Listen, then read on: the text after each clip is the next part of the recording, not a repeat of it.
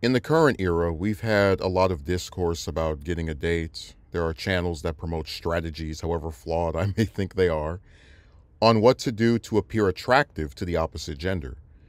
There are comments, however wrong I may believe them to be, on what you're doing wrong and why women are not approaching you. But amid all the banter, there's not much discussion in the way of what being with a woman actually entails and whether or not being with a specific one is a good development at all. The idea I've always had of an ideal and healthy romance is that you have two people who just like being together. They like watching things, going for walks. Pretty much any mundane activity is enhanced by being with this person. There is the element of physical attraction, but the thing that really establishes that mutual desire for one another is personality. I'll try to keep the economic stuff out of this because I don't like peddling the notion that someone can only survive if they have a partner. But I have seen couples where the fact that both work makes life easier for them. I had a manager at my old job who talked about her and her husband put their money together on some joint debit card that they can use to get groceries, gas, and other utilities.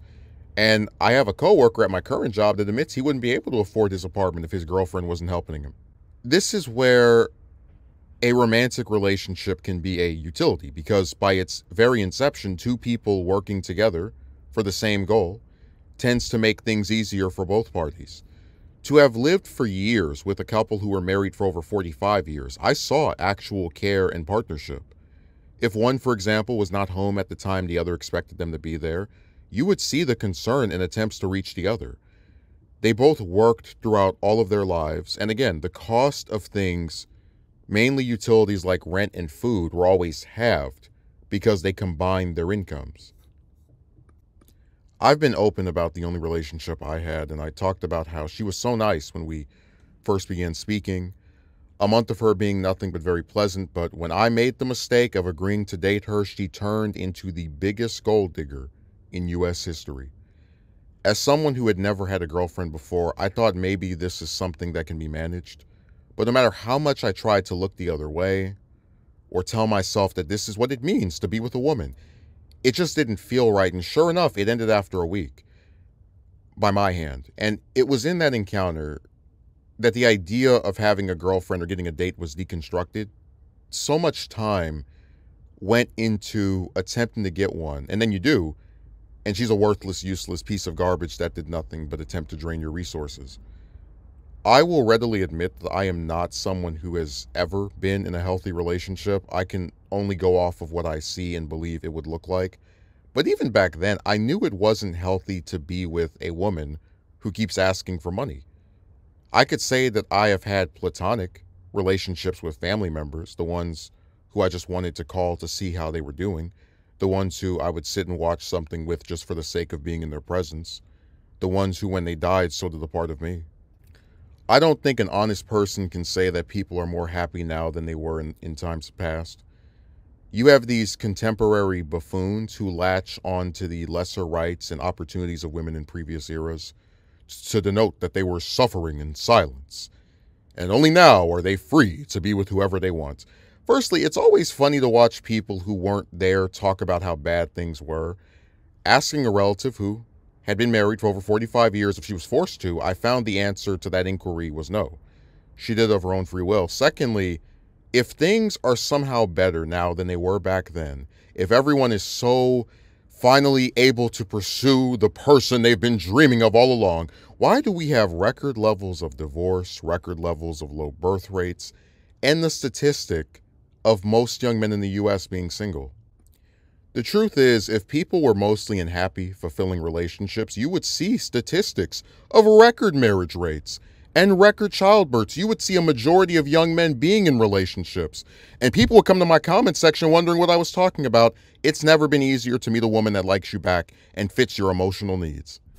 I would be seen as some kind of alien, telling stories about women that, while they might have occurred, would be seen as an outlier because other men were, for the most part, not struggling to get dates or long-term relationships.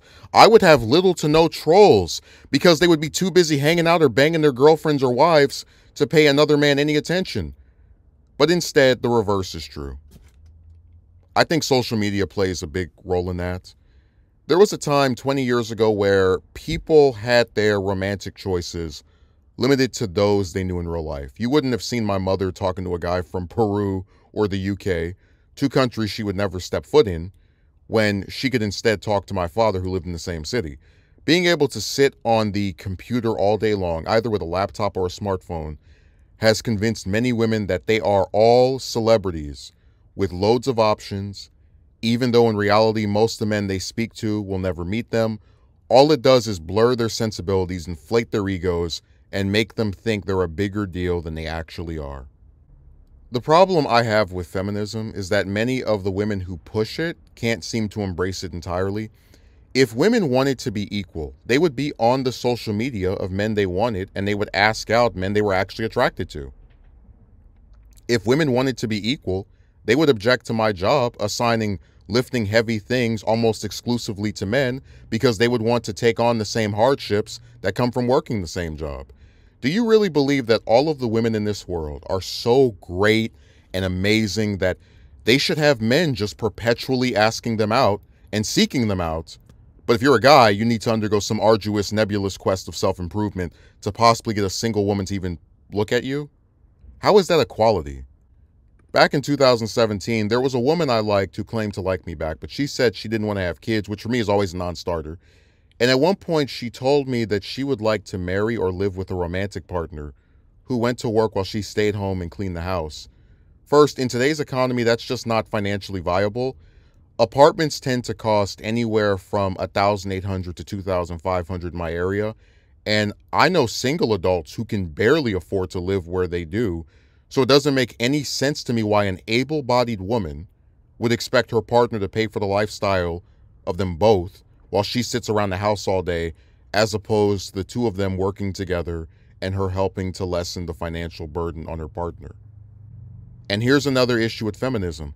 I want to be equal to men in the ways that are convenient to me, but I want to revert back to the traditional gender roles of the 1940s, 1950s, 1960s by being a housewife, ignoring the fact that prices have gone up, and in modern society, it's much harder for multiple people to live off the income of one person. Like, if she sits at home for an entire year, that's tens of thousands of dollars she is burning. Last year, I had a female coworker who one of my male coworkers said hi to. He did this while they were standing in one of the smallest hallways I've ever seen, and she told him to step back from her. He said, "You mean get closer," as he moved away from her. And even though he complied with her wishes to step away because he made a joke, one that they could twist as having some erotic subtext, he was reported for making her uncomfortable. As someone who had seen this girl make comments, and of course she wasn't serious, but still, about how she was going to beat the expletive of that same guy, I can't help but feel an extra disgust at the duality of modern feminism. Here's a girl who wants to sound strong by talking about how she's going to beat up one of her male coworkers, but then when that same coworker greets her, she plays the part of the very scared little girl who had the evil large man make her feel so terrified as he greeted her. I've talked a few times about Miss Revolving Door, but the abridged version of that tale was that there was a woman who I was friendly with until her boyfriend became convinced that we were having an affair, in spite of us living thousands of miles away, and he threatened to leave if she did not stop speaking to me. Now, I can understand instances where the male partner is taking care of the woman, paying for where she lives, or having some utilities like a phone or internet, but she confirmed to me that she lived with her parents, so this is just some guy whose entire measure of power comes from her giving it to him. I've known him for 2 years, so he can tell me who I can and can't talk to, even if I fully admit he's dumb for thinking I'm cheating with every single guy I talk to. There's a woman I met late last year who I spoke to every day for 2 months. I entertained the idea of buying her a new computer, which she claimed was the reason we could no longer VC with each other. At one point during our correspondence, her hamster died, and she told me that she had been in contact with her man. This surprised me, given that in the entirety of our exchange, she never mentioned having a boyfriend, and her rationale was that they hadn't talked since we had begun speaking. But she said something that disturbed me. I had told her about my experiences with Miss Revolving Door and my concern of talking to someone and having a good time with them just for it to end because their jealous partner believes something that isn't true. She wrote, "Okay, and I'm telling you, if it makes my man comfortable, I'll block anyone. I don't care. It's called respect." Do I need to explain how insane it is that a woman will block a man she has talked to for months at the behest of a guy she hasn't talked to in months? Imagine if I had bought her a computer and then her boyfriend found out about it and told her to block me. She would do that. So you would assist her in this essential way by buying a computer, and then you would possibly be rewarded with her ceasing contact with you at the behest of her man, who she hasn't even talked to for a sixth of a year.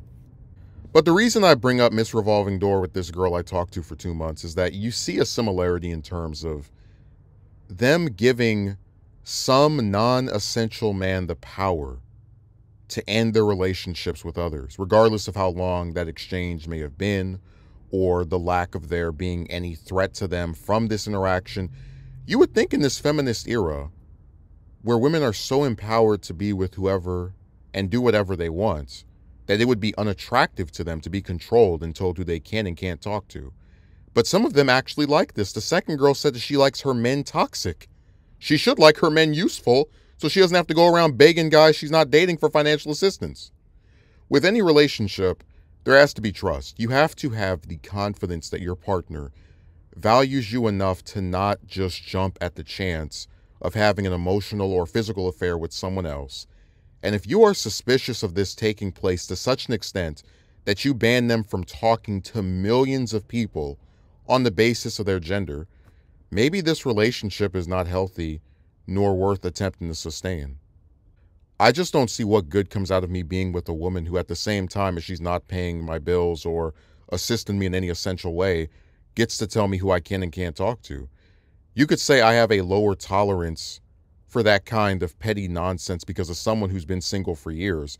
I'm just more used to it than most of these women are. Like, you can't really threaten someone with you leaving and them being alone when you're not doing anything besides running your mouth and maybe giving some triangle. And there's no shortage of women who can do that. You're not only a non-utility, but there's also the belief that the status quo of me being single will reinstate itself because the woman will just naturally do something unappealing or change her mind or some other contrived insanity to blow things up.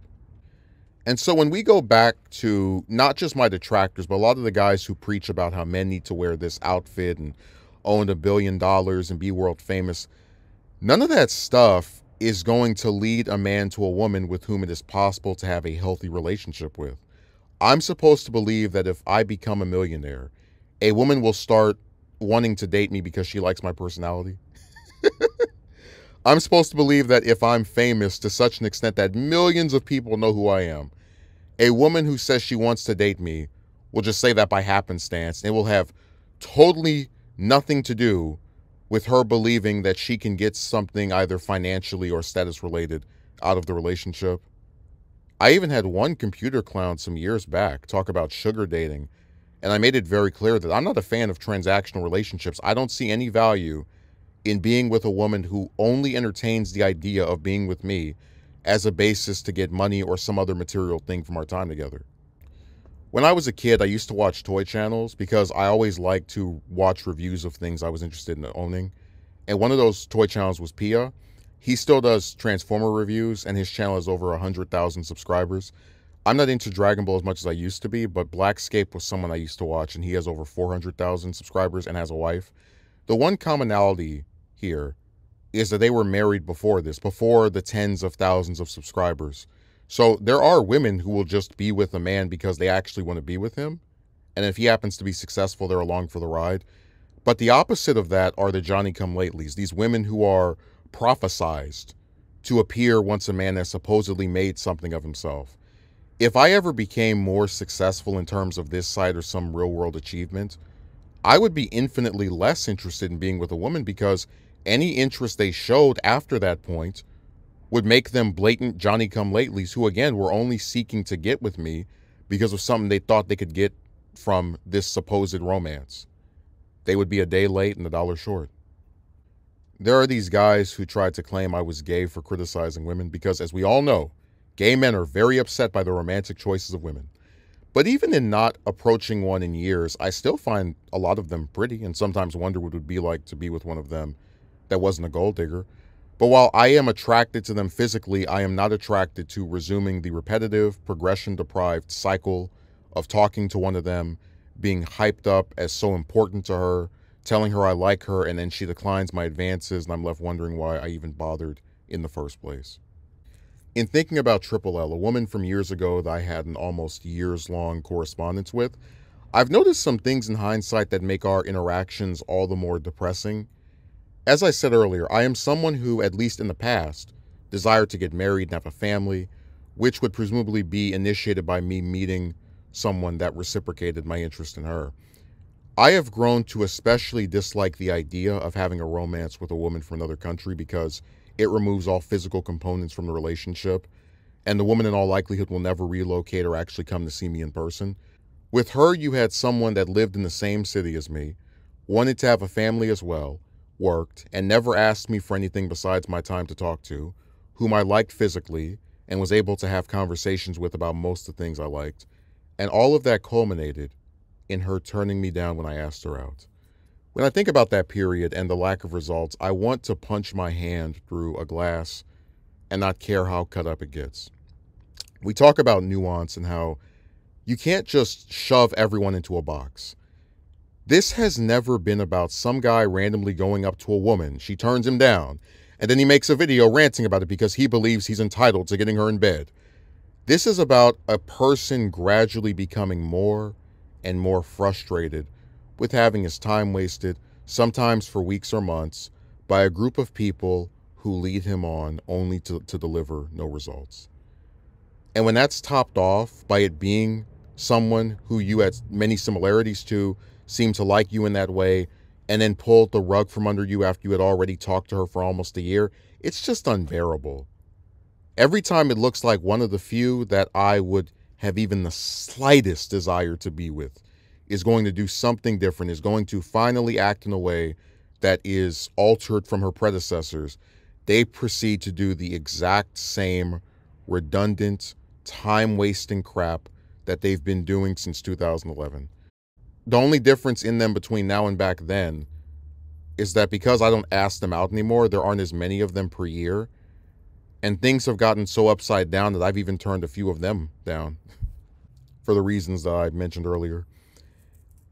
It's so sad to know, as both a person who's into history and as someone who is observant, that there have been couples where the woman was a clear asset to the man, he was improved by her presence, they worked together to make a more meaningful and better life for themselves and their offspring. If given the choice of either being with a woman who lives thousands of miles away, a woman who doesn't want kids, or another gold digger, I would rather be single for the rest of my life. Having a girlfriend or wife is not a goal I desire if it means that she can't do anything besides run her mouth, attempt to control me, stand in the way of my goals, or try to extract either money or fame from me. Women who have loved a man and simply wanted to spend the rest of their lives with them and create a family and other productive things with that man have existed. I just think they're in very short supply nowadays. In the 2020s, you're going to see women at their best, trying to get men fired at their job for asking them for their phone number or saying hi to them, willing to block men over a man that doesn't do anything for them but run his mouth, wanting a man to make six figures while they sit online begging for money, and wanting to be housewives while most people can barely afford where they live with one paycheck.